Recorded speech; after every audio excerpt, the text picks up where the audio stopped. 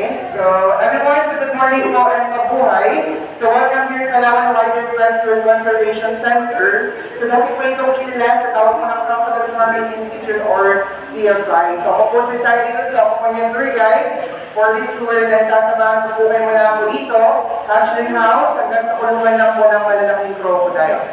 And then after po ng tour, kung gusto po ninyo magpa-picture mamaya ng karga yung crocodile, you can proceed sa aming crocodile holding area. So don't worry naman po, safe naman yung buhay at may take naman po yung mouth po nun. Nasa 2 to 3 years old, so kaya po siya bumatin.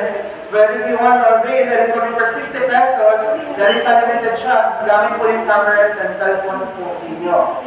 And then, kamitan niyo po kayo na if you want to see more animals, so pasok lang po kayo ng nature park. Sa loob, makikita po yung mga endemic animals like Palawan Bearcat, Porcupine Eagles, Palawan Bearcat, andyan na po yan sa loob. But reminder lang po, 1 meter away from enclosure, so huwag lang po masyadong lalapit sa kulungan po nila.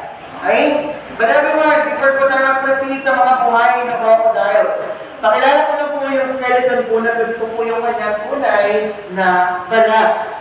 So this is skeleton, everyone, pangalan po niya is Rio. Nahuli po siya sa Rio Tuba River, Batangas, sa southern part ng Palawan. Sinadya po niya siyang hinuli noong August 4, 1990. Siya po kasi naka-atake at nakapatay ng isang mangingisda. At napatunayan po yan, nalulok niya yung kanang binti ng tao. After 5 months in captivity, namatay po si Rio dahil po sa internal bleeding and then sa sobra po stress. 60 years old po siya nang namatay, so ito po yung kanyang skinner balat, wala na po yung commercial value, wala na po yung halaga. Dahil mga pinaprocess para gawin po bags, shoes, wallets, and other products, balik po yan ng saltwater crocodile na nasa 3 to 5 years old na. Dahil kung mapapansin po kasi itong balat, masyado na po ito matigas at tuyo para ma-process pa ng machine. So ang ginawa po sa balat na Rio, nang-display nila.